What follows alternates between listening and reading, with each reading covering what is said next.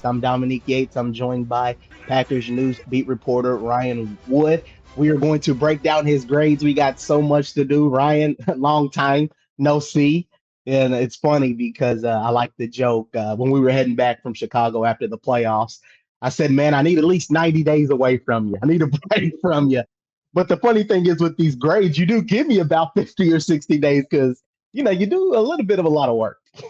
Yeah, we spent a lot of time on the road together, which I enjoy. I know you enjoy too during the season, and we're both at that point where it's kind of like your work family is like, okay, let's take a little bit of separation. So as you're saying that, I'm like, well, I'm about to bury myself in a dark cave for like 6 weeks and not come out because of these grades, which happens every year. That's my, the playoffs are the playoffs. My postseason is really these grades. And this is actually the start of my off season now, which is coming not a moment too soon. But it is good to see you. It's good to see anyone because this is all I've been doing for 6 weeks now. Yeah, for those that might have like saw the grades for the first time, obviously we have our regular subscribers, which we do appreciate. But just kind of break down the full process. How many words you come up with. What do you do from start to finish? First game to that playoff game. What's the kind of process there? Yeah, so it's the biggest project I do during the calendar year, and it's about 6 weeks in total. I finished. Special teams are up on Packers News today, this Monday. I finished that over the weekend. I think I filed that to our editor on Saturday, and that was the final thing. And this is, of course, the final thing. But the first 2 weeks is strictly film. Yeah, it takes me 2.5, 3 hours a game because you're watching every play, but most of the plays you're watching multiple times to get multiple angles and checking every player, all 22, what happens on every play. Then I take 80. I think the grades doc this year is 87 pages, about 30,000 words of notes on players. That doesn't count a separate doc of about 75 pages of Jordan Love. And then this year, because of Micah Parsons and his impact, I had a separate Micah Parsons every single play. What did he do? Isolated doc. That was another 60 pages. And then going through that, coming up with the grades, talking to people to really refine. Because one of the things is when you get so granular in each play, then you have to step back and kind of see the forest. And when you be looking at only the trees, that mentally that takes a process. And talking to people that still have that overarching view is helpful to make that transition. Once I have the grades, you start writing it up. This is, I swear, completely unintentional, but I think the 11-part series positionally came in at 32,000 words this year. So, half a book. Readers, I'm sorry. It's a lot. But, this is something to really, I hope, sustain you, not just in the month of February when we're all missing football, but throughout the offseason. Go back to it, each player, go into really in-depth, hit everything. And then once I am done with the players, I got to do special teams film. So I'm tracking everything. The hang time on Daniel Whelan's punts, which is always very good, by the way. What happened with Brandon McManus, the long snaps. Matt Orzech had a really good season. You check everything on special teams, write that up. And really, I think the final product, at least I hope the final product, is a lexicon of all things encompassing the 2025 season, where this team was the good, the bad, call it how it is, and then where they need to go this offseason to get to where they want to be a year from now, which is hoisting a Lombardi trophy. And that's the biggest thing, yeah, because when you have a season where a team had high expectations, the biggest thing you're wondering is what went wrong.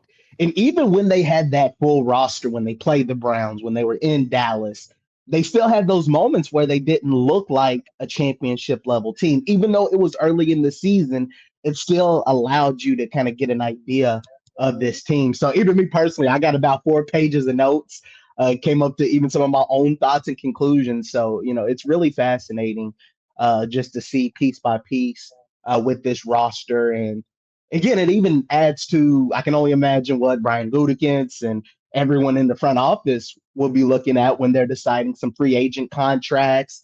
Is it worth keeping a guy, getting rid of a guy? Which, again, it'll be fun for us to kind of break that down and get a big thought on it. And really, we can start with offense, and I do want to start with the quarterbacks. As far as what Jordan Love, you graded him out as a B plus. Malik Willis was a B, but as far as with Love, and we kind of talked about it on the last podcast, like when this guy has protection, he has a chance to be elite, and he's one of the best quarterbacks in the league. So, what was it like just watching his film and his breakdown? He had a career best in completion percentage. So, what did you see when a healthy Jordan Love was out there? Yeah, and I've done this now all 3 seasons with Jordan Love. I have studied and tracked, tabulated every single throw since he replaced Aaron Rodgers as the Packers starting quarterback. And you see the progression. Like in 2023, he came in and right away he was money on 3rd and 4th down, which is, I remember speaking with Matt LaFleur late in that season, and this was before the extension. And he said flat out, that's why those guys get paid, because they can make plays. The guys that get paid make plays on the money downs. Jordan Love has always had that. He still has that. In 2023, the big question with him was, can he make plays down the field, the deep accuracy? He has now answered that in spades. That is very clear. He is as talented of a big play explosive quarterback as there really is in this league with his 20-plus targeted past the line of scrimmage efficiency. It's very good. The big question in 2024, is he accurate? Well, the leg injuries were the reason for the inaccuracy in 2024. He emphatically made that clear in 2025. He was healthy. Give him a clean pocket. He completed 74% of his passes in a clean pocket, which, to be clear, is the baseline for an elite NFL quarterback. If you give him a clean pocket, he has to be really, really good. Jordan Love is. What is now missing? It's the under pressure. His clean pocket, 74%, 26 touchdowns, 2 interceptions. One of those picks was the Grant Delpit late against Cleveland on a 3rd down. But when you look at the entire sample size of his season, that was a very rare play, that miscue in that moment for this quarterback. Over the course of the season, he's a 122 passer rating in a clean pocket. You keep his jersey clean, he'll win you an MVP one day. That's what that says. Under pressure, 140 throws under pressure this season, his passer rating dips to 49. A lot of that reason is it's not like he crumbles under pressure. A lot of that reason, he had over 30 aborted throws where he just chucks it away. That says a lot about one of the strengths of his game, which is his pocket presence. This guy does not take sacks. He did only 4 interceptions under pressure, only 6 on the season. That's pretty good. When the play breaks down and he's under pressure, he has an ability to prevent a bad play from turning worse. What he hasn't done, what he didn't do in 2025, is turn a bad play into a big play. That's what the best in the league, the Patrick Mahomes, the Josh Allens, that's what they do fairly regularly. They're able to get out of it and make a play on the other end. That's, I think, where Jordan Love is right now. That's the biggest area of growth for him this offseason, is being able to generate more plays under pressure. Again, very hard to do. That's like penthouse level stuff at this position in this league, but it's the area that he needs to grow. Now, when it comes to Jordan Love and Malik Willis for the 2nd straight year, you referenced the grades. It's very funky to grade these 2 quarterbacks. You have to have a mixture of the fine, granular, minute detail with the overarching view, because the reality is Malik Willis outperformed production-wise Jordan Love in several areas, including a perfect 158.3 passer rating under pressure, which was incredible. His deep ball accuracy, fantastic. He was a perfect 158.3 on 3rd down. Like, he outperformed Jordan. That's not even mentioning the athletic component with his legs, which he showed in those 2 touchdown runs against the Ravens and multiple other times, being able to turn 3rd and longs into 1st downs by running the football. there's an athletic component there. But the difference, when you take that big overarching view, Malik Willis finished, I think, 3 games this season. Jordan Love played an entire season, and he played very, very well. Again, 122 passer rating, clean pocket. That's MVP level eliteness. We haven't seen that from Malik Willis, which does matter. Malik Willis is now going to get his opportunity somewhere in the NFL to be a starter in 2026. He's going to get the opportunity to stretch it out over the course of a long season, to have defensive coordinators have the game film to formulate a plan to take him out, to be the focal point of what they're trying to accomplish defensively week in and week out. The big question with Malik Willis is going to be, what does he do once that happens? Because he hasn't faced that yet. Jordan Love has. And if he's able to produce at this level, he will be, let's call it what it is. If it's this level, he'll be an all-pro quarterback in this league. But once you stretch it out over the course of the season, that's when that production starts to dip, because you're being targeted in the game plan each and every week. So because of that, that's why the long sample size, the proven track record, which definitely matters at that position. That's why Jordan Love has the higher grade, even though Malik Willis did outperform him in a smaller sample size. But that's going to be fascinating with Malik Willis to see if he can prolong that and extend that over the course of the season. Very fascinating with Malik because, I mean, I think each and every year he's been in the league, yeah, he's made improvements, but I think he has started to check off different boxes, right? Like he came in, it's like, okay, he's a runner. Can he throw the ball? Now you can say he can check that off. He's proven that, yeah, he can throw a deep ball. He can be accurate. He can make some smart decisions to go along with that athleticism. And I still kind of laugh though when Packers fans are like, maybe Malik Willis should be the guy because one, you haven't seen a full off season with him running an offense, as well as be a starter from game 1 to, you can say, whenever a season ends. And also, we talked about this a lot. Running quarterbacks, they're always in danger of being injured. Yep. You see Lamar Jackson. You've seen how Jalen Hurts has had injuries. But even the guys that don't run it as much, like the Mahomeses of the world, you know, you're always going to be in danger of those injuries. So as good as Malik has been, he deserves a shot at being a starter. I still think it's kind of funny to hear some Packers fans want to go with Malik over Jordan Love. But when you look at Love, go ahead. Do you have a point you want to make on that? Because I do have a Love point as well. The best thing that I think Malik Willis has done in his 2 seasons as backup quarterback is he can make big plays, but he hasn't had an interception in 2 seasons. A handful of starts, no picks. Yeah. That's phenomenal. However, that's also the biggest question I have when he gets to be a starter and plays an entire season. Can he continue making plays at this level without turnovers? That's the big question. I don't know, because that when you are now targeted week in and week out, you are thrown a lot of disguises. You are thrown a lot of looks to really exploit whatever weaknesses are detected on film, because every quarterback has them. Can he continue to play this clean while making this many big plays over the course of an entire season? That's the question to me. We've seen that with Jordan Love. 6 picks in close to 1,000 snaps this past season. 6 picks and over 400 throws. Like, we've seen he's checked that box, which is probably the most important box to check at this position, is making big plays without turning the ball over. Yeah. The last thing with Love, in terms of taking that next step, you kind of mentioned how he has the capabilities, which we've all seen, to be in that level with some of the really good Josh Allens of the world. And I'm curious, from some of those plays where he turns a not so good play into a better play, were there a lot of those where it was like, okay, you need to run the ball here, compared to, you see like how with Josh Allen run it or Mahomes? Is that kind of like, okay, there were some instances where he should have just ran the ball instead of throwing it away? Actually, no. That was one of the things that I really looked at, and I think the reason why we feel like there might have been is recency bias, because there was a play on 3rd down where he had open field to run and pick up the first in the playoffs at Chicago, and he chucks the ball out of bounds, and he didn't need to. There was a play like that, but when you look at the entirety of the season, those plays are rare. Usually when he's throwing the ball out of bounds, he's getting chased. Okay. Now, the difference with the Josh Allen and Patrick Mahomes, those guys get chased and they still find a guy.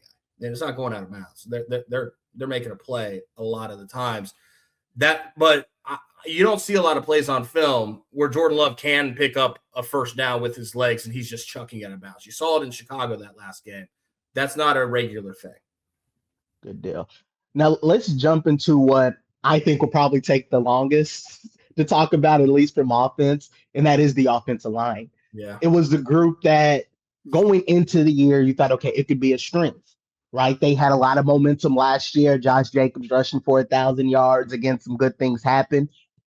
Brian Gutekunst tried to shift it and he tried to invest in it, and you kind of wrote about it. It was a failure in terms of who they brought in, where guys were at on positions. Again, there's a lot there, and I guess a lot of guys. There were guys that graded out with C's and B's, and I'm not going to jump through all of them. Everyone can go to Packers News and see all of those grades, but the one guy that graded out the best was Zach Tom with the B minus, which was because of lack of availability, not so much play on the field. So when you look at the offensive line, what jumped out in terms of when I ask what went wrong? What just jumps out at you in terms of when you look at that? There's a lot that went wrong. Yeah. It's not just one thing, and I think it is fair. While it's certainly not only this, it's fair to start with the injuries because they were finding something early in Denver. I'm talking before the 40-yard touchdown run for Josh Jacobs. You watch that film; they were finding something against that defensive front in Denver, and then Zach Tom goes out and doesn't return the rest of the season, and that really goes into there was a domino effect that I think started with the failed transition of Elton Jenkins to center because it turns out he was not as good. He was not, let alone better, but he was not even as good at center as Josh Myers. Josh Myers was a better center. He's been playing it his entire life, and it showed. And center is one of those positions where there's a lot of intricacies involved in that position that you don't necessarily get at left guard.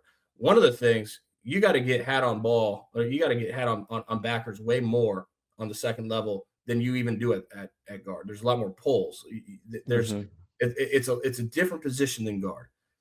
For whatever reason, this offensive line could not transition block to the second level the entire season. It was a train wreck to watch. And if you're not transitioning blocking to the second level, if you're not getting to the backers, you're not going to get big plays in the running game because that's where your big play generation comes from.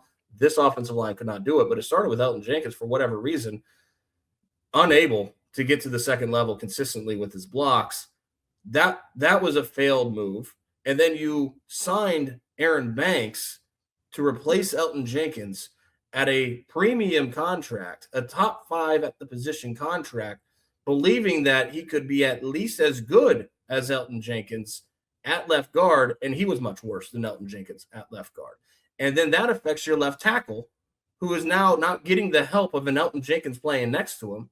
He's got a lesser productive player playing next to him at left guard. So all of a sudden you see Rasheed Walker giving up these inside speed pressures at a rate that he never did his first 2 years because he's more on an island, not getting as much help inside against speed rushes. So the Elton Jenkins move to center affected the Aaron Banks left guard move, which affected the Rasheed Walker left tackle move. It just trickulated out from there. And then you don't have Zach Tom healthy throughout the season, which affects your right tackle. Dominique, going into training camp last year, of the 5 offensive line spots, what was the position that was most up in the air as far as there might be a legitimate position battle here? It was right guard.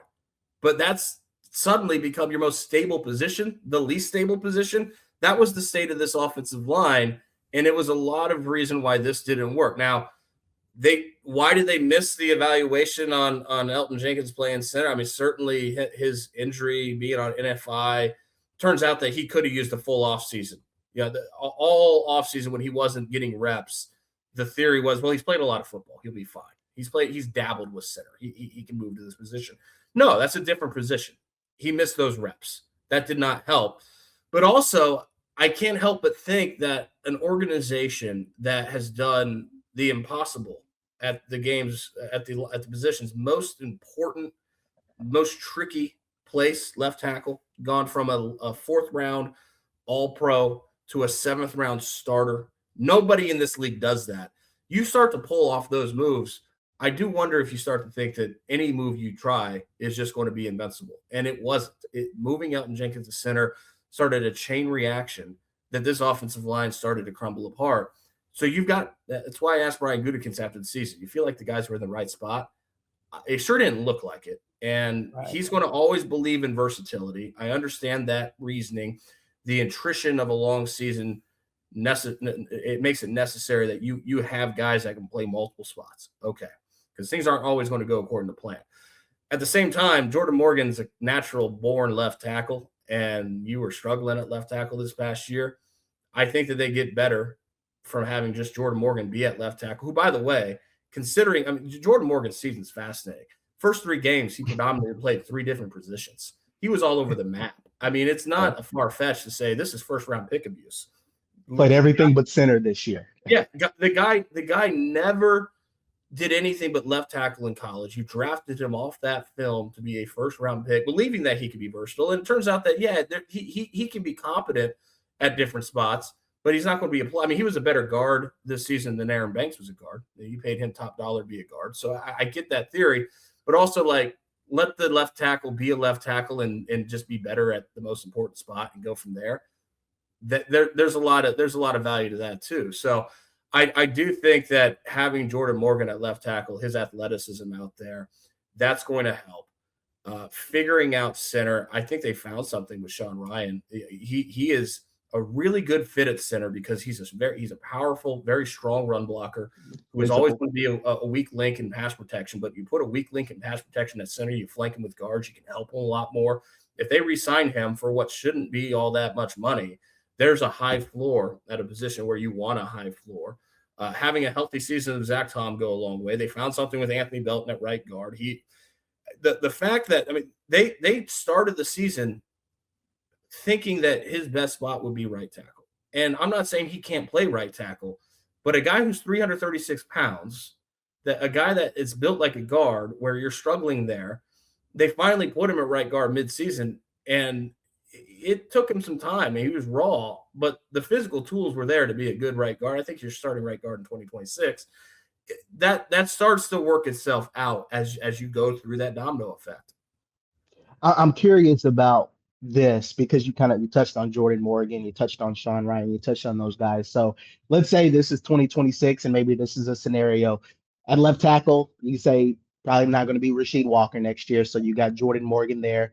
If they bring back Banks, that's your left guard. Sean Ryan at center, Anthony Belton right guard, Zach Tom right tackle. If that group stays healthy, do you think that could be an upgrade from 2025, or is it still too early to tell? I do. I expect Jordan Morgan to be a left tackle upgrade. I think that alone, in having Zach Tom a more healthy season, you hope having the bookends in better shape should make this an upgraded offensive line. They're not going to cut Aaron Banks. They only save $4.5 million on cap if they do. It's not enough value in cutting him. So injuries impacted his season. It's hard to know how much they impacted his season. It's something that they did not expect. It's different than Nate Hobbs. He did not have a long injury history when he signed here. So there's good reason to think that he'll stay healthier in 2026 because that's been the trajectory of his career. Does a healthier Aaron Banks play better? Well, he played better late in the season when the injury subsided. He still didn't play great. You still wonder if being in a new offense, new environment, having the injuries start the season affected him on the back end. How much better can he be? We'll see. But I think there's good reason to think that they should be better as an offensive line in 2026. But they got to go out there and do it. You know, they thought they were going to do that last year, and they were much worse in 2025 than they were in 2024. It makes me wonder, because you mentioned the injuries. I wonder if that is something that, Matt LaFleur, the front office, I wonder if they really did take that in consideration, because there were questions about Luke Buckus, that offensive line coach. Would he be back? As of February 23rd tape in this podcast, it seems like he is. So it makes me wonder, are they just basically saying it's the injuries and him as a coach is closer to 2024 than he was in 2025? Again, it remains to be seen, but we'll see what a healthy offensive line looks like, because it's still fascinating how at times they just didn't put it together, which kind of brings me into a segue. It makes what Josh Jacobs did still pretty impressive. He still almost got 1,000 rushing yards, and he still had a lot of carries. He battled injuries and an inconsistent offensive line play, and still managed to do some good things. So for me, when I hear people say, I don't know if Josh Jacobs has still got it, I'm still leaning more towards what Brian Gutekunst said, and said that there's still something in the tank for Josh Jacobs. That's at least what I see. What about you when you saw the film? I think that he is the hardest player on offense to get a really good evaluation on. I think there's reason for concern entering his age 28th season. With the mileage of his career, the injuries have started to happen. That's a phase in any running back's career where you do start to see decline. There's reason for concern going into 2026. With that said, he was facing a train wreck in front of him most of his snaps, and he had to work his way through that debris to find yards, and he was able to. The big thing with Josh Jacobs is not nearly the power behind his pads, not nearly the amount of broken tackles. I think a third of the broken tackles, roughly, of 2024 when he had his a very fine season. Josh Jacobs has had these bounce backs before. He didn't have a great 2023. He comes back in 2024, first year with the Packers, and authors a top 5 running back season in franchise history. He's going to need one of those again. The question is, can he do that at age 28 when he's had all this mileage and the injuries are starting to happen? That we'll have to see. I'm going to be fascinated to see how that plays out.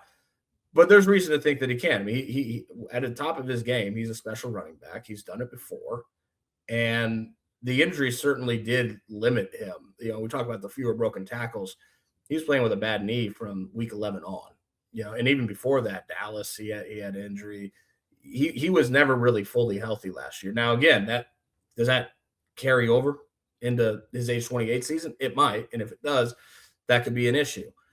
But if it doesn't, if he stays healthy and he give a better offensive line, he could have a bounce back. I don't know which way that goes, but it'll be one or the other. It'll be interesting to watch. It makes me wonder when you talk about it, because I think even in 2024, it's not like the run blocking was always superb. Again, because that's why they thought Elton Jenkins would be a better center than Josh Myers, and they paid Aaron Banks a lot of money. Because yeah, there were times he was still met at the line of scrimmage and beyond, and he was still able to get some of those yards in 2024. He didn't have that as much in 2025. So I do understand why there is some skepticism there in terms of who knows what he'll look like jumping into that age 28 season. But I don't know. What do you make of the depth with Emmanuel Wilson as a C minus and Chris Brooks as a D plus? I mean, he kind of has his one role. Marshawn Lord, you didn't even give him an incomplete. You just said F. Yeah, which goes against the trend of usually what I would do. But when you are a guy who is a 3rd round pick, you've had 2 seasons now completely wasted by injury. There's no that is failure. And sometimes failure is not failure to produce, it's failure to get on the field. Mike McCarthy used to say it all the time: the greatest ability is availability. He has not been available, and he has not figured out why. And he's tried. It's not been a lack of effort. He has tried to figure out how to get and stay on the field, but he hasn't been able to. And that's especially problematic with this offense, because what you have in Emmanuel Wilson is a very capable backup running back, a guy that you could put the ball in his hands 28 times in a game, get 2 touchdowns at the 1-yard line, over 100 yards in a game that you should win, but he carries you to that victory because Josh Jacobs is unavailable against the Minnesota Vikings in week 12. But more and more, you're seeing Emmanuel Wilson, and understandably so, he shares a room with Josh Jacobs. Rightly, you can tell he listens to Josh Jacobs. He pulls a lot from Josh Jacobs' game. More and more, he's transformed himself to being very similar as far as a runner to Josh Jacobs. When he came into the league as an undrafted guy in 2023, led the entire NFL in preseason rushing that year, popped off an 80-yard touchdown down the right sideline against Cincinnati in that preseason. He had a lot more home run hitting ability. He was a different type of back. He's become more of a power back. And again, a very capable backup running back, but someone that when he comes into a game is giving you a lot of the same power running style that you're getting from Josh Jacobs. So when he has those 28 carries against the Vikings, but then Josh Jacobs is healthy against Detroit, or he looks good in Pittsburgh, but Josh Jacobs is healthy against Carolina.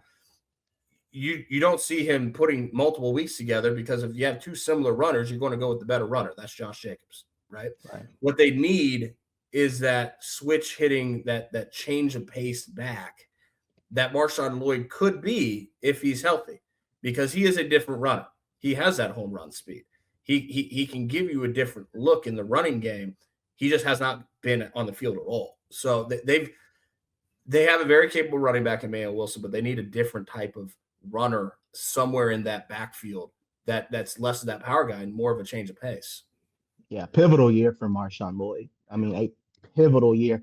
And it's interesting because I don't know about for you, I get more emails, more tweets, more people asking about Marshawn Lloyd than maybe almost anybody else on the team and getting thoughts on him. And I've always said, from what I've seen in training camp and even in some of those preseason games, yes, maybe he has the potential to be like the running back of the future after Josh Jacobs. But if he's not healthy, if he's not on the field, we just don't know. So I don't I know. He thought might Ben be the Simmons, biggest question mark. I thought Ben Simmons was really transparent during the season on just the helpless nature of the Marshawn Lloyd situation, which is when he's healthy, you see him make plays, and you start to think, hey, that could help. That could really make a difference here. And Yeah. then right when as soon as you start to think that, boom, there's another injury, and he's off the field. So like that's why there's a lot of intrigue with Marshawn Lloyd, and there should be, because if he was healthy, he could help. He just can't stay healthy. There's no other way to put it. Yeah, so that's why I understood when you just said failure, because you did the same with Luke Musgrave last year. I remember he could have had an incomplete, but you went with failure because of a lot of the things you mentioned with Marshawn Lloyd. As far as wide receiver, I mean, there's no question. You know, we talked about they don't like to have wide receiver number one, but they have one on this roster, and his name is Christian Watson. He had his best season, no question about it, even with that small sample size of 11 games. And he had 62 targets. He graded out as a B. So I guess this is an easy question, but prioritizing Christian Watson, that's going to be a big priority. And yeah, they'll have Jaden Reed, Matthew Golden, and guys for next year. But it sounds like when the passing offense, you start to figure out where's Christian Watson, and then you work your way down. Yeah, this is the first year that since they lost Devontae Adams, where I went through the receivers, and I didn't have a lot of questions. I think they found a lot of answers last year. The issue is, even in doing that, they still had too many mouths to feed. They had nine wide receivers catch a pass. You could say, okay, that meaningless Week 18 game skews that a little, but it's only a little. There were months during the season where they were trying to work in like 8 guys, right? Bo Melton was supposed to be a corner, never even played a snap at corner, but he's No. playing snaps at receiver. And that when you're trying to let everyone eat, it means your best players aren't eating enough. And Christian Watson did become that wide receiver one. He was treated for the most part down the stretch like a wide receiver one, but there could be more, because he was incredibly impactful. It wasn't just the big plays; it's when he had the big plays. He's really developed parts of the route tree, the intermediate level, where he's not just that deep threat anymore. He plays the position like a true one, and considering he was in his first year back from a torn ACL, it has to make you wonder how much better it can be now that he's getting a full offseason with football. He's not rehabbing this offseason. And in 2026, he'll have another year removed from that injury that he returned very, very positively from. The reason, though, why I think they found answers here is because when you start to game theory this passing game out for 2026, you see an offense that has the capabilities of making impact plays at all levels. Christian Watson is as good of a deep threat as there is in the league. Over 20 yards per catch, huge downfield receptions, game winner in New York, the long touchdown after halftime in Detroit, the breakaway speed that you saw on third down in the first Bears game.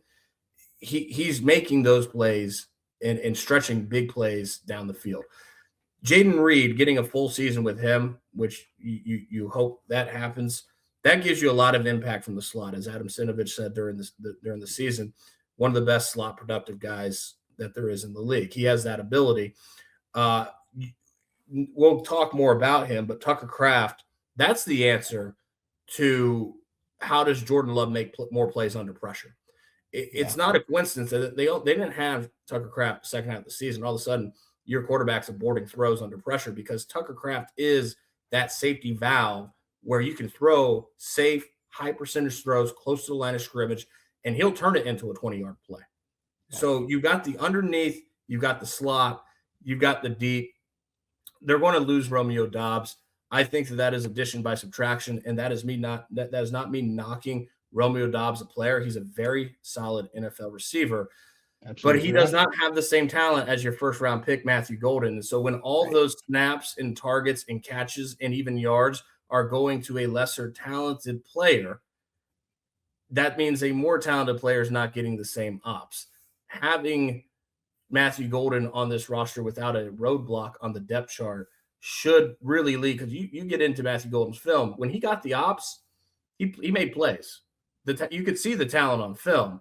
It's just he had a roadblock in front of him in the name of Romeo Doubs. I understand why the coaches went with Romeo Doubs.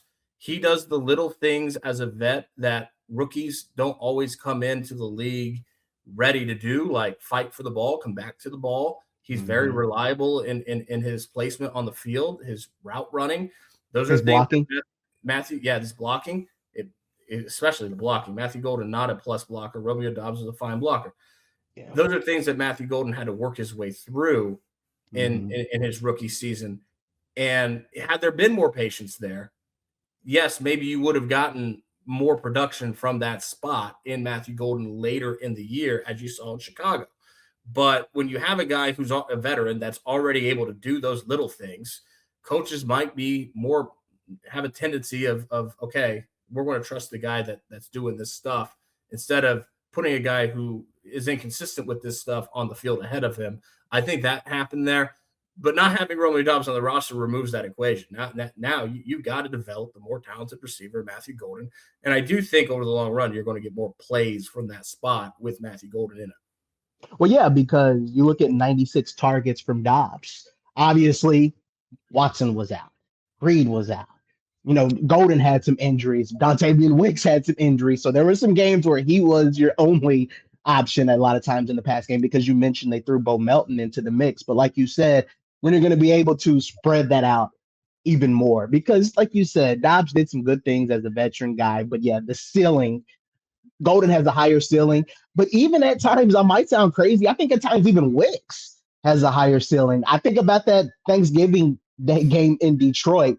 You just don't get that consistently, and you get that a little bit more consistently from Doubs. So I'm just really fascinated to see how they're going to deal with everyone, especially if they're able to have a full, healthy season with these receivers, kind of how they'll share the wealth and how they'll kind of use some other guys, even like the Savion Williams of the world. Where does he fit? It's just going to be fascinating to see how they handle things next year, especially looking at there won't be a Doubs in the mix. Dontavian Wicks had the single most impactful game for any receiver during the course of the entire 2025 season in Detroit. And when he's not a guy who's part of your starting package in 11 personnel, and he's able to have that type of game, that sets a really high floor. They still have Dontavian Wicks under contract on his rookie deal in 2026. He might be, going into the past couple of years, the guy that set the high floor, or that set the floor for the receiving depth chart was Malik Heath. Mm-hmm. It's a little different when it's Dontavian Wicks that's setting that floor. It's a higher floor. That's a good thing, right? So I do think that this receiving depth chart, receiving rotation is in the best place it has been since they lost Devontae Adams. They are coming around. They have depth still. They have guys that fill different roles at an impact level. Those are all good. It's just being able to prioritize those matchups and really exploiting what can be exploited on the defense. This is a point, I didn't write this down, but I didn't even think about. How will the group play with Noah Polley as the wide receivers coach? for one, that might say, okay, we are really invested in Christian Watson, number one. We're bringing in his college coach. But I mean, this is a guy that had a good reputation in college, developing guys. He did a great job at Iowa State. So who knows what it'll look like if he's working with a young Matthew Golden in the league, a young Dontavian Wicks. And again, he's going to have this guy in Christian Watson. So there's a lot I'm curious about with the receiving core and really how that'll play out. The Savion Williams, you mentioned him.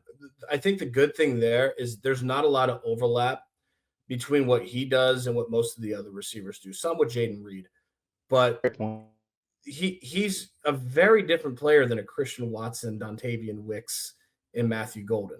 He's a guy that you can have a package, a specialized package, which you saw this during his rookie year, a specialized package in that provides a different element to this offense to where you can give him plays without, I think, stealing as much from the other guys because it's just different. So now when we look at the tight ends, I mean, Tucker Kraft, it starts and ends with him.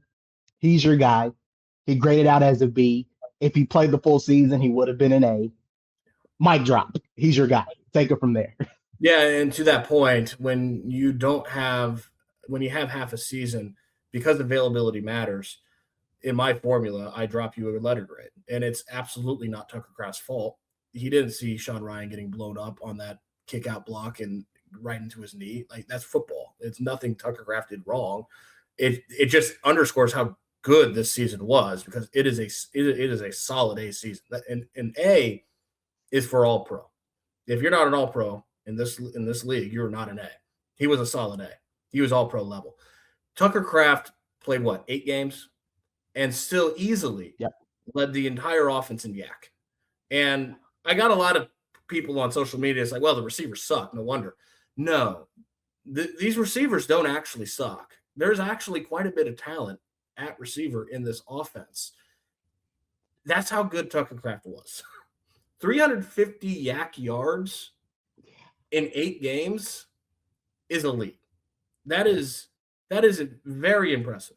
So, yeah, they absolutely missed Tucker Kraft. Like I said, not having that safety check down that can turn chunk plays from a play that you don't get chunk plays from, that definitely, more than anything else, perhaps, affected Jordan Love.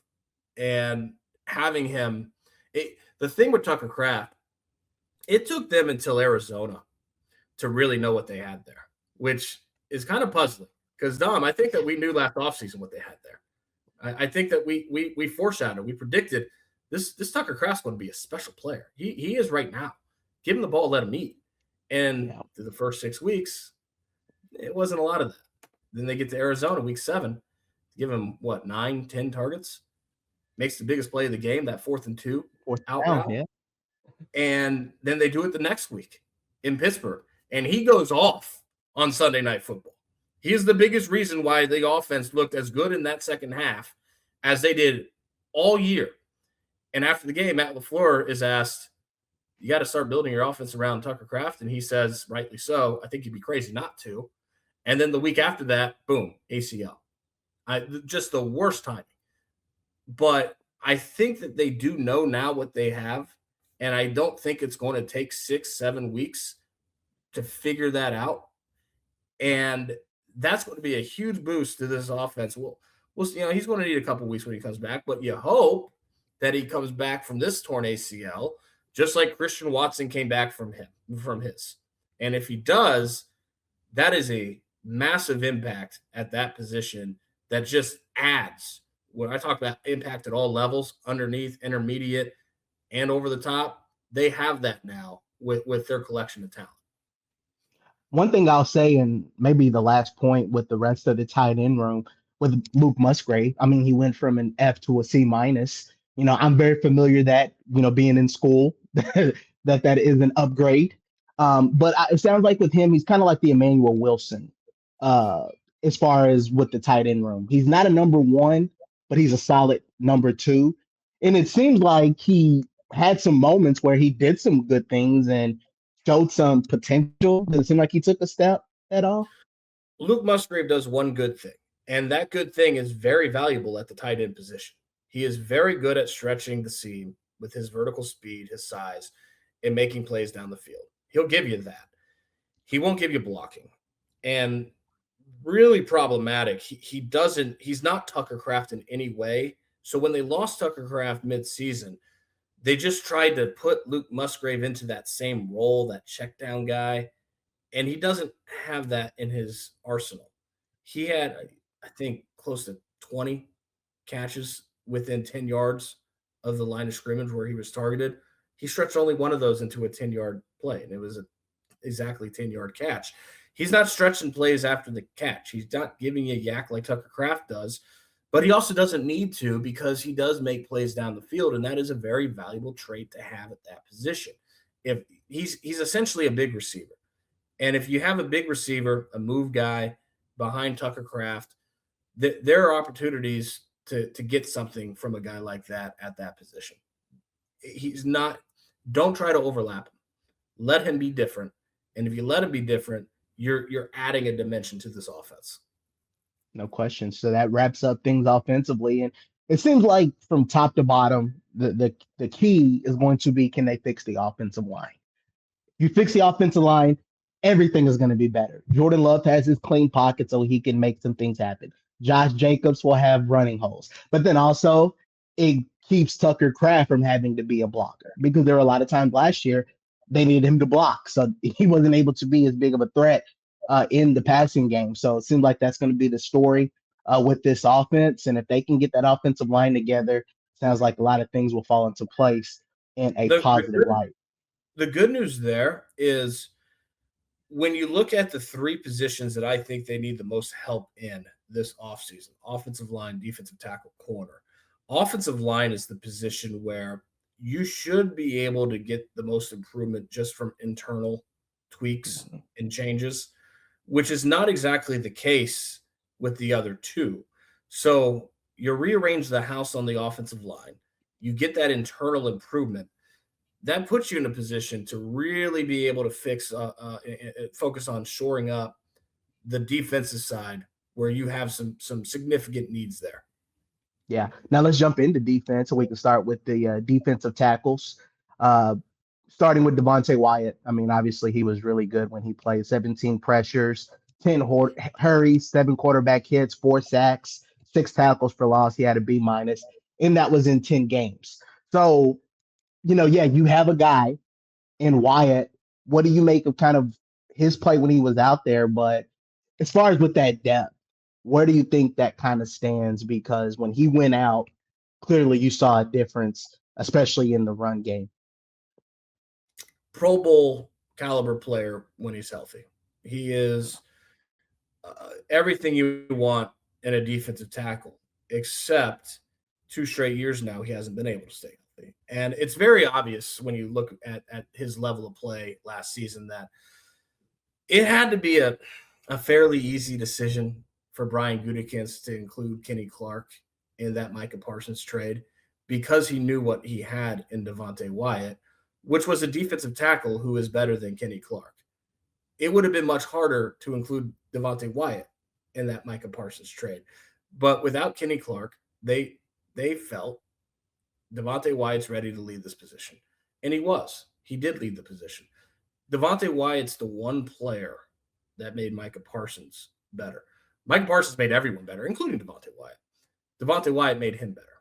Having that interior guy was huge for Micah Parsons. In fact, it's not a coincidence. And maybe this, I'm sure this changes if Micah Parsons had finished his season without the torn ACL. But in the almost 2 games that after Devontae Wyatt's injury that Micah Parsons played, he did not have a sack. Had Correct. pressure, didn't have a sack. There's some serious Devontae Wyatt influence there. What they don't have, you mentioned the run game. Colby Woodard was a fine run stopper. I thought before they lost Kenny Clark, I thought it was going to be a pretty significant departure seeing TJ Slayton walk in free agency a year ago. It really wasn't.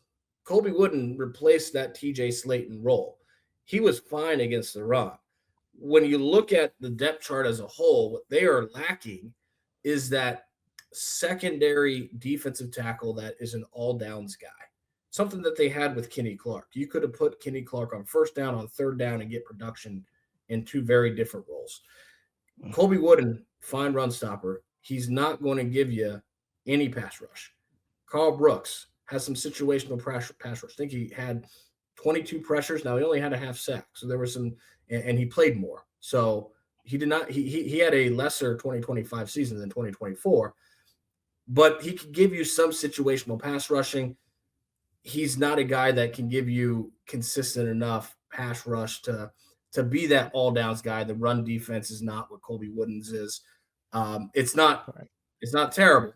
He's a competent run defender, but he's a depth guy, very clearly a depth guy. They don't have that other starter, that other all downs defensive tackle to put next to Devontae Wyatt when you are in nickel and you have two down linemen. They need to find that. That is one of their biggest needs this offseason, is finding that second all downs guy. What'd you see from the young guys? Warren Brinson, Nazir Stackhouse. I mean, it's rare for a rookie defensive tackle to have like a lot of production. Yeah. What did they kind of give in their roles that they had? Obviously, they didn't play like a full season, but what'd you see? Warren Brinson had some promise. You know, he showed some pass rush. Almost had that sack on Caleb Williams if he didn't have the misfortune of grabbing the face mask in Chicago. He's a guy that can be a depth guy. I don't know how high his ceiling is going to be, but that's mostly because we haven't seen it yet. I mean, year 2 for him is going to be really, really big in determining that. There's some tools there for him to work with. He was also a day 3 draft pick for a reason. Nazir Stackhouse, didn't see a lot there. You know, he's a run-stopping guy, and he has good size, 0 pass rush. You put him behind Colby Wooden on that run-stopping role, fine, but there's not a lot there. He's an undrafted guy for a reason. They need that second all-downs guy. Like that is the glaring hole at that position. Let's jump into defensive ends and start with Micah Parsons, an easy A. Man, he was so good. You know, I look at the numbers, the 93 pressures, 66 hurries, 27 quarterback hits, 12 and a half sacks, and 14 games. He had 3 tackles for loss. He did everything at a high level. What was it like just to go back and watch Parsons' debut season with the Packers? A lot of fun. Because if you like good football, you have fun watching good football, watch Micah Parsons. That's good football. If not for that ACL, I would have done what I've never done before. I don't give out A+.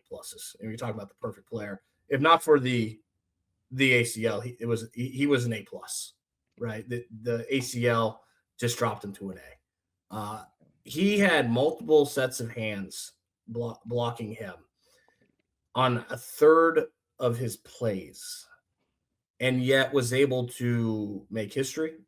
Only player in NFL history with at least a dozen sacks in each of his first 5 seasons.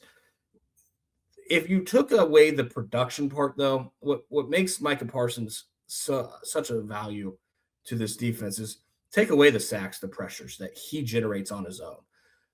What he sets up for his teammates every single week, he is a force multiplier. He makes everyone better. It's the biggest drop-off for this defense after Micah Parsons left the field for the final time in Denver was the overall speed of the defense. Because when you have Micah Parsons on the field, causing the havoc he does, you're going against an offense that's consistently on its heels, scrambling to try to limit the damage. Everyone just plays faster on all levels. And that's what they lack. They lack even more than the sacks and the pressures. They lack the force multiplier, making everyone else better. It absolutely. I mean, he worth every penny, all the accolades you could give. And what's interesting is it would have been really hard, I think, for Micah Parsons to live up to the expectations that he came in with, considering as soon as he got here, who were you comparing it to? Reggie White. Reggie White. Like day one, we're like, this is their Reggie White. That's a lot to live up to. That's one of the best players in NFL history. And yet, Micah Parsons, every bit, lived up to those expectations. If you're Brian Gutekunst, you give yourself a high five for that one. That an absolute steal. You'll take not having first round picks the next 2 years. Certainly, saying goodbye to Kenny Clark to get that guy in your building. Yeah. I mean, you know how much I value our colleagues, Pete Doherty and Spoon, when they talk about it, guys. So when they come in saying, oh, yeah, like this guy's a future Hall of Famer, it adds some value. And then seeing your film and the tape, again, it's further validation. Now, I do want to talk about Rashawn Gary. I mean, he had 10 less pressures than Michael Parsons. He had 7.5 sacks. He did have 20 quarterback hits, good in the run defense. What did you see from first half Rashawn Gary and then second half Rashawn Gary? A guy that was still getting pressures but not sacks, and that's significant.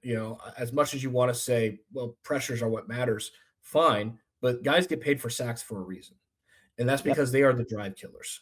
Sacks are the pinnacle play as a pass rusher. Getting home on the quarterback matters. He did not. He had 32 pressures after his last sack in Pittsburgh, no sacks. He had 14 pressures after Micah Parsons torn ACL, which is fine. That's solid. No sacks. That's not. 10 games to close the season without a sack is not what Rashawn Gary is paid for. That is just the reality of the situation. For whatever reason, that final bit of closing speed that is required to turn a pressure into a sack went missing. And the Packers now have to figure out, why is that? Is that something that can come back? Is that the knee injury that he had a few years ago, the torn ACL? Is this just who he is? Because if this is who he is, this is not who he's paid to be. And that's not to say he had a terrible season. He didn't. He had essentially the same season as he had in 2024 when he was selected as a Pro Bowler on the strength predominantly of coaches and players in this league voting him as a Pro Bowler. He is a fine edge rusher. He's just not one. He's not been one of the best edge rushers in the league. And I think the disappointment with him having essentially the same season in 2025 as 2024 is that it was never supposed to be the same season. From the time that they traded for Micah Parsons, the first guy that we all thought of was Rashawn Gary in terms of he's going to be so much better with having a season with Micah Parsons. And he had 14 games. And he was the same guy. That wasn't the plan. So they have to figure out, why is that? And if that's not going to improve, that's not the player they're paying him to be. Which makes me wonder, I'm curious how they'll navigate that. Because, yeah, I mean, you're paying him $24 million. That's a lot of money. And I guess if they were to trade him, you would save 11 million, I believe is the number. What do you make of, let's say, if he weren't to come back? But even if he did, what do you make of the rest of the depth? I mean, you have Kingsley Enagbari, who is also a free agent, Lucas Van Ness, who had 2.5 sacks, and even the young guy, Baron Sorrell. What do you kind of make of some of the other edge rushers other edge rushers that the Packers have? Because they save 11 million if they cut Rashawn Gary, that is enough of a cap save. It's very different than Aaron Banks. They're only saving 4.5 million. That's a non-starter. That's enough of a cap savings to make it a very legitimate conversation. I don't think it makes it a no-brainer because it's not like the guy's not getting pressures. And the question you have to ask is, are you a better defense without Rashawn Gary, given the cost savings, than you would be with him eating the cost? And I do think that comes in pretty close because he's giving you pressures. He gives you fine run defense. At the very least, they got Kingsley and Enagbari now going into free agency. You can't lose both of them. You need one of them back. Kingsley and Enagbari essentially less pressure, but better run defense. Mm-hmm. He's essentially the same guy as Rashawn Gary for much, much cheaper. So do you want to release Rashawn Gary and kind of just use that 11 million to re-sign Kingsley and Enagbari and then go from there? Maybe. If you keep Rashawn Gary, you're probably saying goodbye to Kingsley and Enagbari. Is that a better defense? Maybe. That's where I think Brian Gutekunst has to figure that out because you can't lose both. I don't see how you lose both and you're a better defense. You're probably not keeping both. So which guy and where's the price valuation fall in terms of the value? That's the decision making there. Now, Lucas Van Ness, almost by default, is going to have a bigger role if he stays healthy in 2026 than he had in 2025. You look at the film that Lucas Van Ness had in 2025, which is not a lot because he missed a lot of time with that ankle injury. He played pretty well. I mean, the bounce back that he needed after 2024, you were seeing that he was getting more pressure. He was playing fine in the run game. It's just, again, that availability is your greatest ability, and he wasn't available enough. He needs to stay healthy. 2 straight years now. He played through that hand injury in 2024, but the injuries have affected him in his career. Can he stay healthy in 2026? Usually, the best indicator of future injury is prior injury, and he's had those. So the film on Lucas Van Ness was better. The injuries were not. That's the issue with him. If he's able to stay healthy, I think that's a huge deal for this defense because, you can say first round bust all you want. There's some tools there. There's some development there that you're starting to see on film. It does make me wonder if they were to move on from Rashawn Gary, would they feel comfortable with what they have? Like you said, you give that money to Kingsley Enagbari, so you know what you'll get there. Maybe you get a healthy Lucas Van Ness. Maybe you get a healthy Colin Oliver. He showed some Aaron things in Sorrell. that. Baron Sorrell as well. I know I've seen on Instagram Micah Parsons is already training with Baron Sorrell, so there might be something there. Colin Oliver, I mean, he showed some things in that Minnesota game, even though it was a meaningless game. He showed some pass rush ability. Brenton Cox, who was injured as well. So it makes for a very fascinating conversation when, if you feel like some of these depth guys can give you something, I don't know. It's And the going to best be thing is, interesting. this is not going to be a bad edge rush with Micah Yeah. Parsons. Yeah. So that gives you a lot of flexibility. Like, that's a huge difference from a year ago when they were in dire straits with Rashawn Gary as your best pass rusher off the edge. You were in big trouble then. You're not in big trouble now. Even with Micah Parsons coming off the torn ACL, he's a generational freak talent. They're going to be really good so long as Micah Parsons is rushing off the edge. How do you fill out behind them? Does that allow you some flexibility to just go with depth guys behind them? Maybe, because there's other needs on this roster too. Absolutely. So now let's look at the linebackers. Overall, it's from the grades, those guys did pretty solid, right? And you look at Edrin Cooper. I'm just going to kind of breeze through some of these guys because the main guy I want to talk about is Quay Walker. But Edrin Cooper, he's a guy that did some good things. There's a need for more explosive plays, and I do want to touch on that. Uh, Isaiah McDuffie, Tyron Hopper, some guys that again they showed some things. But let's start with Quay Walker. He graded out as a C+. I'm not going to steal your thunder, but the simple thing with him is what he does really well, run defense, he's great at. Everything else, as far as a coverage linebacker, he is not that. He seems like for me in free agency, he might be the biggest question mark. It's the hardest player to really figure out a true evaluation on. And I don't envy Brian Gutekunst for needing to do that as he goes into free agency because he is exceptional making plays in front of him and the opposite, making plays behind him. Run defense, his take-ons were much better than they've ever been before. He controlled the box better. He's always had that sideline-to-sideline range with that speed. He crashed really good, hard on the line of scrimmage against the run. And he adds that pass rushing element that is huge at Mike. Phenomenal pass rusher. And then he just has no spatial awareness behind him. He doesn't have the ability to drop consistently deep enough in zone coverage behind him.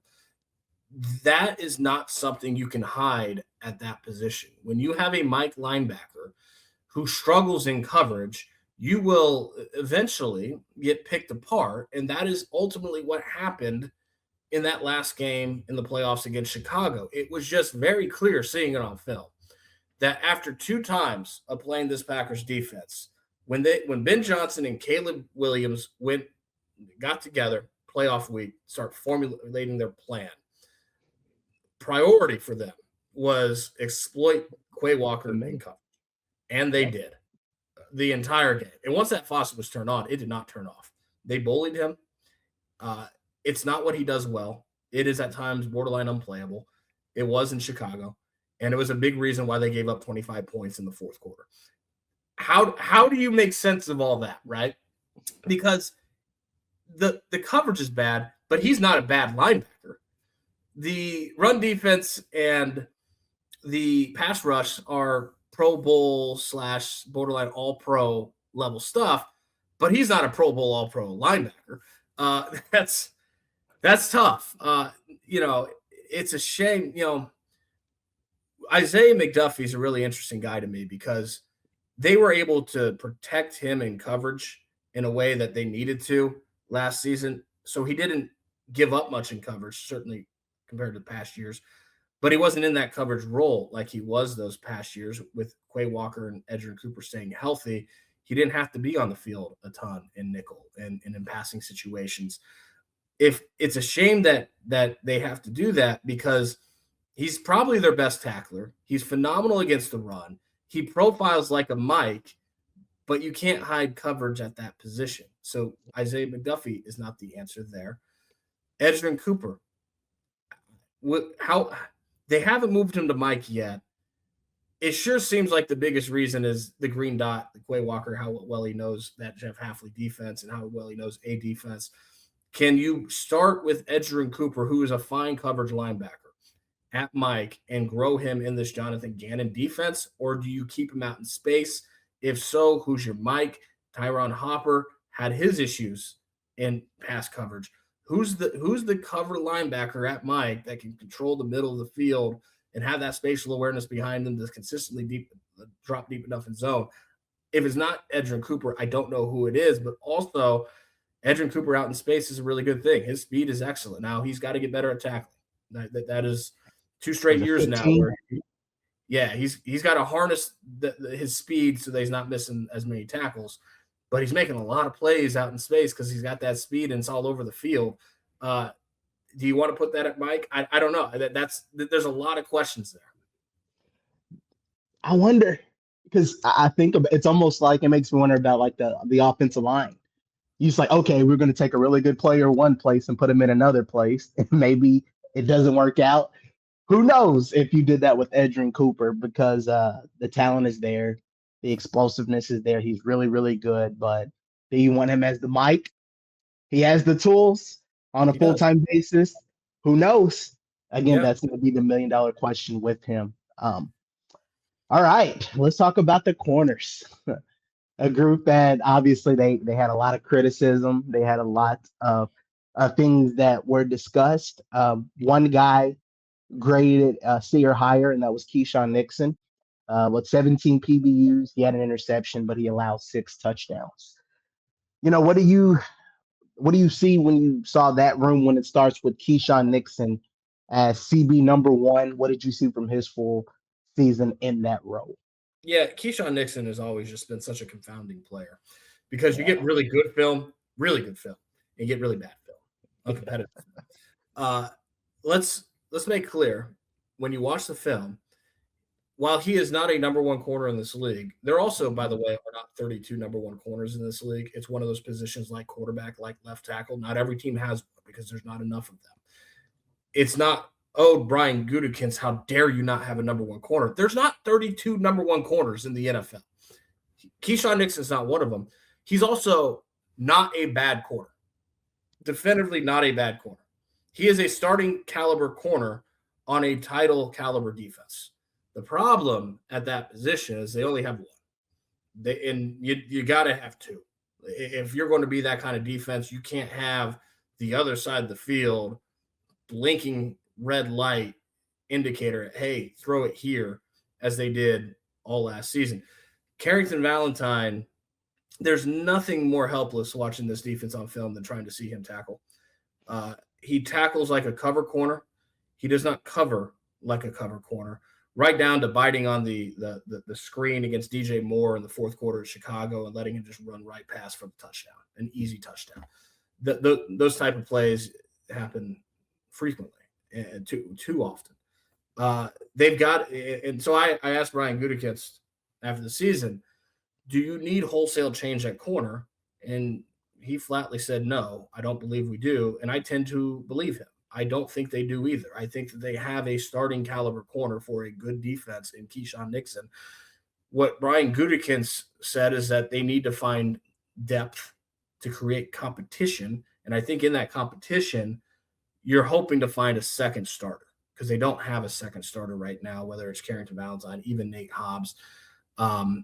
That's just like a second all down defensive tackle, a second starting corner is one of the absolute biggest needs that they have this offseason. How hard was it to evaluate Nate Hobbs? Because it seemed like his best game was when he played nickel Yeah. this season. He tried Which some outside. No, Javon Bullett's your guy. But what do you make of the experiment of just the Nate Hobbs experiment as a whole, from the injuries to having him just out on the field? It's very hard to evaluate him because as he transitioned to this new position, playing more on the perimeter than he ever had before, his injuries persisted all year. And so the play was not good. How much of that was injury based is a fair question. He needed knee surgery, third padded practice of camp. He misses week 1, comes back week 2. But then in week 4 at Dallas, his knee starts biting again. It's not the same knee that he had surgically repaired. It was the other knee. And he's continuing to play through this for about a month until after the week 9 game against Carolina, he gets another knee surgery. And then he comes back from that. In week 16 in Chicago, you find, to your point about him looking good in slot corner, you finally see a way that they can use him. He had 2 pressures in that game off nickel blitzes that forced incompletions against Caleb Williams in the game after they lost Micah Parsons. And so now they have to get more creative generating that pressure. Like, oh, that's a spot, that physicality, that's a place that he could help this defense. And then the very next week against the Ravens, week 17, he has a pass breakup in the end zone against Zay Flowers to prevent a touchdown, and he's done for the year. That's really hard to evaluate. So the film did not look good. Arizona was not good, but he's playing through a knee injury in Arizona. Did not know the severity of the knee injury at the time. I don't know. I imagine that he gets a second shot at it in 2026. But also, if you pay him, you're affording a $6 million roster bonus in March, which they very well might not want to pay. So maybe they don't, right? It's all over the map. So we'll have to see. They're going to tell us in whether or not they pay that roster bonus, how much they think the knee injury affected him. One of the parts of that is, again, the best indicator of future injury is prior injury. And he has had an injury-riddled career. Every season. So that's more than anything probably working against his favor. If you want to pay that $6 million roster bonus, is there any real confidence that he's going to stay on the field in 2026? Probably not. That to me is the issue. Hey, he said he's going to be one of the best players on the defense next season. He wrote it. He put it in writing, if you will. So we'll see what that looks like if he gets on the field and if he's able to play. But the strength on this defense is the safety room. That is where Jonathan Gannon you can say start and build around his defense. Yeah, you have Michael Parsons, you have Wyatt, you have Cooper, but that's your strength. They had 2 guys that graded out as A's, Xavier McKinney, Evan Williams. And you wrote about it, and you couldn't have said it any better, how great that 1-2 punch is and how great Evan Williams was, that complementary piece to an all-pro safety in Xavier McKinney. How he can do his thing in the back, and Evan Williams can go up front and make some things happen. These 2 guys are just phenomenal football players. Evan Williams is the most underrated player on this roster. No question. I gave Evan Williams an A-. Again, A, it's for All-Pro. He was as good of a safety as Xavier McKinney. And let's be really clear on Xavier McKinney. He's a deserved second-team All-Pro. I get the whole he only had 2 picks. Okay, yeah, and he dropped 4 interceptions, and 2 of those were on the literal drive that Micah Parsons tore his ACL. I get that he did not have the same 2025 as he had in 2024. He needs to make those plays. That's why he's not a solid A. But as a post safety, he was still an eraser. He gave up nothing on the back end. you got no explosive plays. This defense was very, very good throughout the season at limiting explosive plays, and that is because of Xavier McKinney. He is a deserved second-team All-Pro, and Evan Williams was as good as him. He is a borderline All-Pro player in his second season. It would not surprise me at all if Evan Williams is the Packers' best safety in 2026. That's how good he is. And to your point, the point that I wrote about, if the question was different, we remember Jeff Hafley's introductory press conference when our colleague Pete Doherty asked him, what is the perfect post safety?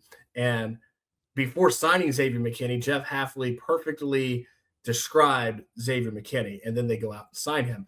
If they had already signed Xavier McKinney, and the question that Pete asked was instead, what's the perfect complement that you're looking for to match on the back end with Xavier McKinney?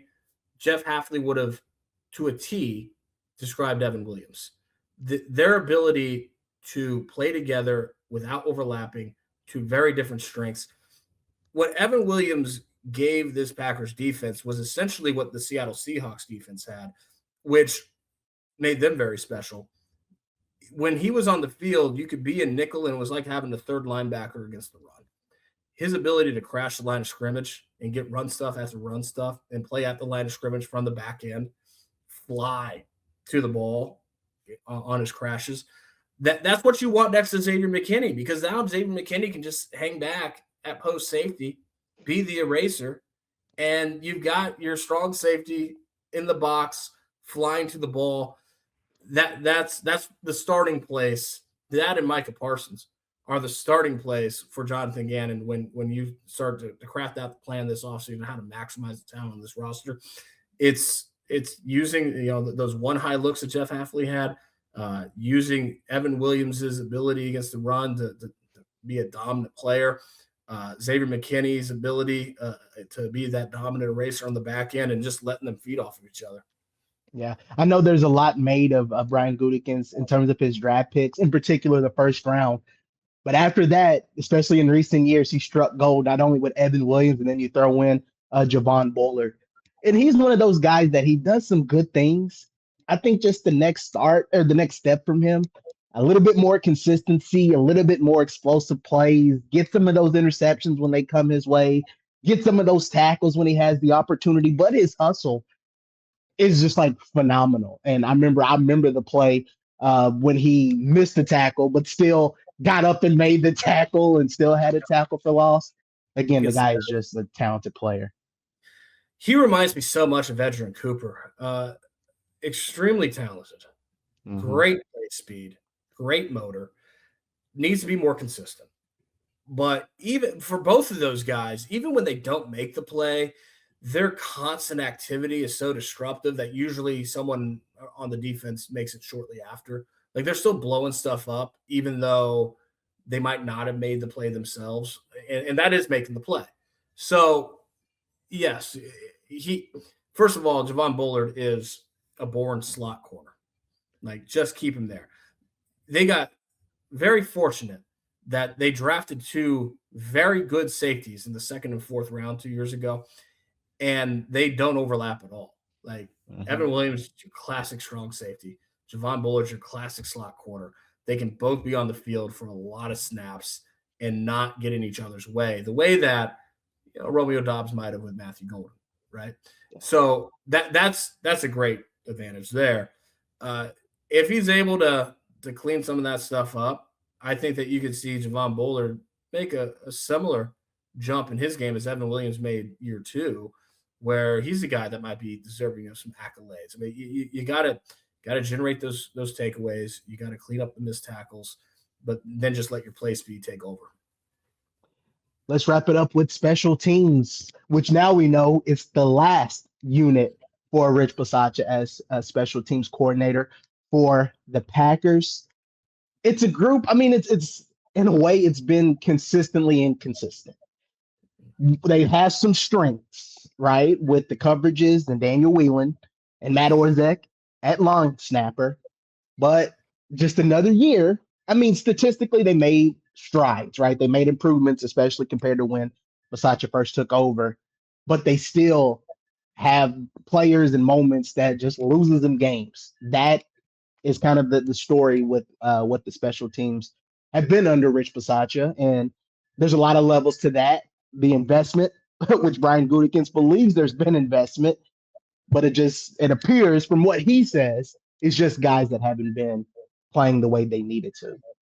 I don't think there was anything that Brian Gutekunst said in his season wrapping press conference that irked the fan base more, understandably so, than when he's talking about special teams and the struggles last year and needing to prioritize it more. He said, well, past 4 or 5 years, we've prioritized it more than ever before. I wrote about this today. He sounds like the housing contractor, the builder, that is bragging about putting 4 sturdy walls on top of a solid foundation, but completely forgot to build a roof. There is no roof. All the elements, wind, rain, cold, all of it, it's coming into the house.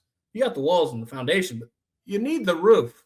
Because the bottom line is that this special teams lost games, plural, week 3, week 4. They lost week 16. The playoffs. You can't have that and get to the Super Bowl. So no matter how much you feel you are putting more investment and priority into special teams, that's not the answer. The answer is it's clearly not enough. They have to do more because 2 premium positions, kickoff and punt returner, they never quite filled. You gotta have it doesn't have to be Desmond Howard in the Super Bowl, okay? But you have to fill a position on your roster, and they never did. And if you never fill a position at an area on your roster, how is that enough priority? It's not. So, it's not all bad there.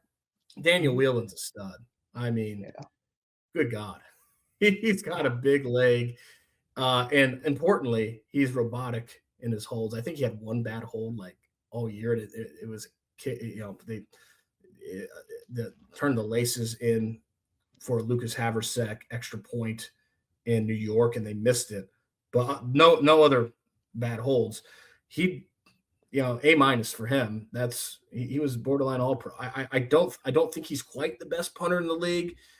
I think that he could, he had too many touchbacks, but he has a lot of distance, a lot of hang time. The coverage can be better for him. The coverage on kickoff was phenomenal. Brandon McManus's kickoffs were phenomenal. He had a 21% touchback rate, which is really good. I think it's the 22nd highest in the NFL in a year where you did not want touchbacks because it goes to the 35-yard line. Over half of his kickoffs were fielded within 5 yards of the goal line. That's the sweet spot. He was really strong there. It's just he missed kicks 6 straight weeks to start the season. He wasn't transparent about his injury midway through the season. They lost games because of that. Carolina and Philly missed kicks, both coming down to a field goal margin in the final score. And then obviously the playoffs, leaving 7 points off the board in what Brandon McManus said was an embarrassing performance for himself, and he was right. I do think, Mason Crosby had these years, and the Packers always stayed with him, and he would come back and reward that faith and that patience with him. It seems very similar to me with Brandon McManus. I understand why you would stay with him because he is a veteran. He made a lot of big kicks in his career. Been in a lot of big moments. You expect to be in that position again. You absolutely do not want to go back to kicking hell, which is rotating rookie kickers and trying to find a guy, which they did with Anders Carlson and Braden Narvison. I understand sticking with him, but it was a failed year, and he's got to be better. I think Brandon McManus knows that. Matt Orzech, he was handling the long snaps for the highest grossing punter in the league. He had a really good year, so there's things to work with there. There's things that you expect to be better in a year. And then there's the penalties. There's the finding another coordinator when this is going to be the 5th coordinator on special teams that they've hired since firing Sean Slocum for not being able to teach how to recover an onside kick on the doorstep of Super Bowl. 5th. And they haven't gotten it right. I've talked with you a lot about this, Dominique. At a certain point, if you keep rummaging through special teams coordinators and can't find the guy, you are the problem more than the special teams coordinator. what confidence do you have that the next guy, whoever he is going to be the guy? They haven't found the guy. That's an organizational issue. So we'll see how that turns out. But the penalties were an issue, and just not filling positions on the roster also an issue. It is crazy that they use 7 different players on kickoff return, 5 different players on punt return. So it is funny because I guess in your breakdown kind of makes sense in terms of you had the walls, you had all that, you didn't have a roof. So yeah, there's like half of that investment. Like, oh, we paid Whelan, we paid Yeah. Orzek, we paid McManus for keeping the battery intact. So we're putting resources into it, but there's a lot more that just hasn't been fulfilled. So it makes me wonder, like maybe instead of drafting like Savion Williams or keeping that sixth or seventh receiver in Malik Heath, why isn't maybe that could have just been a returner? Maybe that could have been just a guy that's solely your returner. So I know they're like versatile guys, but there's just not a lot of the like we talked about with the offensive line. There's a few players that are versatile, but there's just not a lot of those. So, but it doesn't seem like that's going to happen this year either because of all the draft picks, at least not having a first rounder as well. I think they are at the point where special team or roster positions are so valuable because there's only 53, and Yeah. what you got 46 on game day. A roster spot is precious, but they are at the point where it would make sense to have one of those reserved for a return guy. The issue, Savion Williams, of the several that they use at kickoff return, was their best guy not named Keyshawn Nixon, who, that'd be an easy fix. Just have Keyshawn Nixon go do what he's a 2-time All-Pro at doing. But he was their best guy outside of that. There's some promising things to work on and to build on. The issue is he was a rookie in a year where there were new, very funky kickoff rules, and you're asking a lot of a rookie. He had 3 landing zone touchbacks in Dallas. Mm-hmm. That there's nuance to this kickoff now that did not exist before. That is difficult for a rookie to just come in and get when he doesn't have that experience. And so even though he has the talent for it, and he's a good enough runner for it, there was no contingency plan behind Savion Williams of like, if he needs time to figure this out, which is very fair for a rookie, we go to this guy. There was no this guy because Keyshawn Nixon wasn't available. Not having a contingency there is a big problem. It might have been Jaden Reed at punt return. The week 2 injury blew that up. And so now you transition to Matthew Golden at punt return, who was taken out of games at punt return in 3 different games this past season. Why? Well, his inconsistency fielding beat punts backed up within the 10, reading the space available to him, making the fair catch or not fair catch at the right time, fielded a punt at the 6-yard line, lost 2 yards on the return, in Dallas, threw an unnecessary spin move into his fielding of a punt and got whopped on the 2-yard return. Those things happen with rookies. That you don't know the nuances yet, especially for a guy that never took a college punt return at Texas and Houston. So they put rookies into very highly nuanced positions and did not have contingency plans backed up in case they needed time there. That's how you end up with what you had at return specialists last year. As we wrap up special teams, and again, there's no Rich Bisaccia next year, but in my opinion, I think there's more pressure on the floor now than if Bisaccia did come back. Because, he obviously was getting criticism from, you could say, the fans in the outside world said, why didn't you fire this guy? Why didn't you move on? They plan to keep him. And now you're late in the game trying to find a coordinator. And maybe there's some star college special teams coordinator or an NFL assistant that could help things. But it's going to be pressure now. I'm like, okay, can you get the hire right? Is there going to be any type of improvement? Or why didn't you move on from Bisaccia earlier? So I think that there could be even more pressure now on the floor in terms of what this next move is. And it's going to be a huge hire that, again, who knows if he'll get right because of where we're at in the game. It is a huge hire. You're absolutely right by that. And I think it's very fair to say that there's a lot of pressure on Matt LaFleur to get this right. At the same time, where I'm at is no matter who the next guy is, make sure you give him all the tools to succeed. Yeah. And Rich Bisaccia never had that, right? Yeah. I mean, he was dealing with developing rookie kickers. He was dealing with not with developing rookie return specialists, and that's just a dangerous world to live in with those positions. So make sure you have contingency plans. Give the next guy all the tools to succeed, and then we'll see if he does or doesn't. And that'll be on Matt LaFleur hiring the right guy. But it's twofold. It's not just hire the right guy. It's hire the right guy and give him a full tool bag. Yep. So as we put a ribbon on, you could say the grades in the 2025 season, they head on to 2026. It seems like the pieces are in place for this team to still make some things happen in 2026. What do you make of, you could say, 2026, and what has to happen, if you will, with this team, all phases, to try to uh, get that Super Bowl? Well, let me ask you a question, Dominic. I'm curious your perspective here. You've heard kind of the position by position analysis from me, watching all the Mm-hmm. film throughout every position down the roster. Do I sound to you like I have a negative pessimistic view of this team or a positive optimistic view of this team? I think it's more on the, not it's a realist view, but it's more on the optimistic side. Mm-hmm. Because again, Yeah. I took my notes, so I looked at the offense.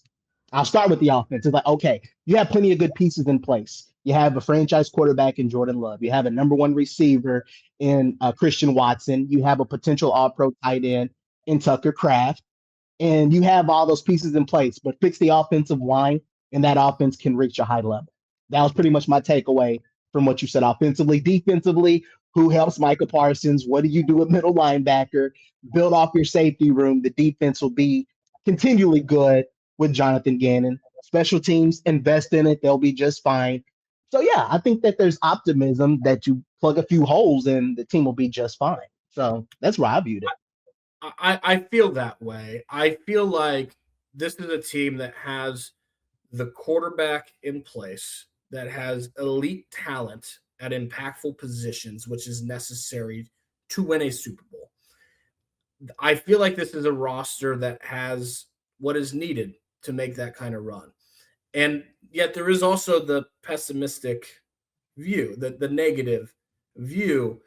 And there's enough of that where I think it balances out to exactly where this team was, which was 9-7-1 and a seventh seed, one and done in the playoffs. There's good here, a lot of really good here. And there is enough bad here that they have to sort through those things. Special teams have, needing a second cornerback starter, needing a running mate with Devontae Wyatt, the offensive line. There's some real issues.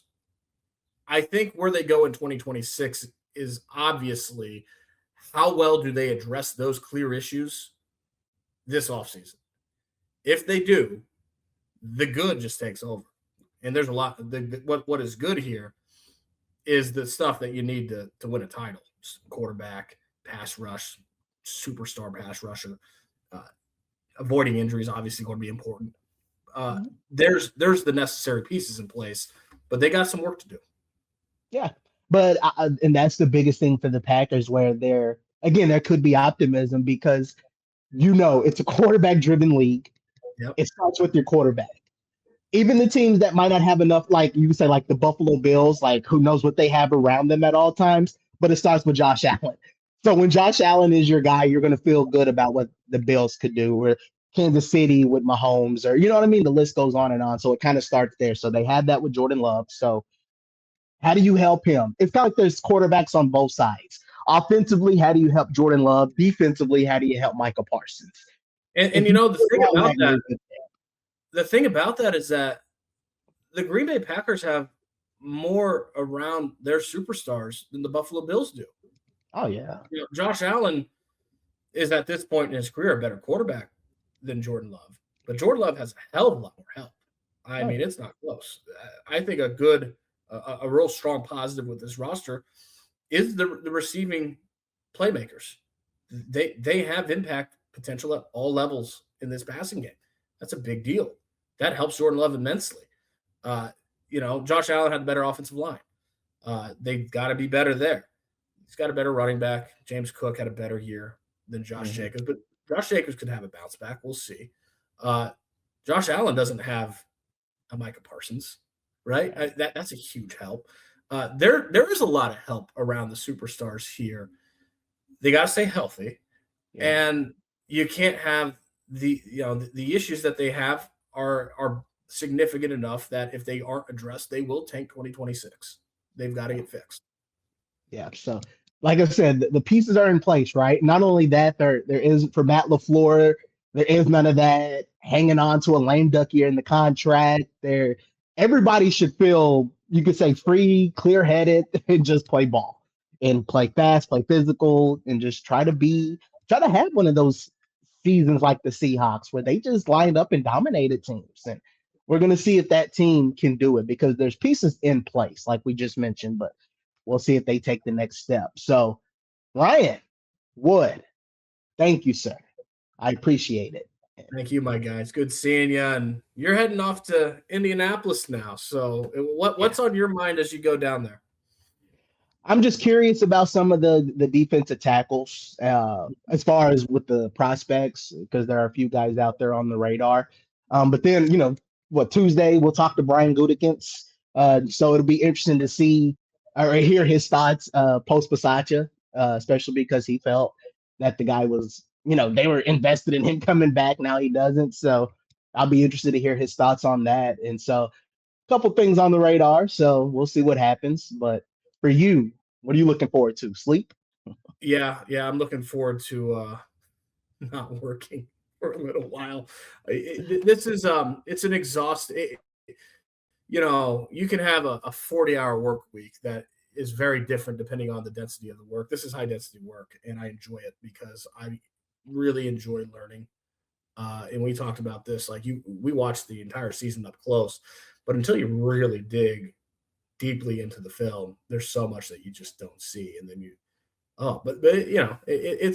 it is an exhausting 6 weeks. So I'm looking forward to that. I'll leave you with this: the three positions that they really need to hone in on this offseason: offensive line, defensive tackle, corner. If you were to play a game, internal improvement, draft, free agency, where do you hit each of those? And to be clear, what's going to dictate this is the talent in the draft. They're going to pick the best player. It might not be any of those positions, right?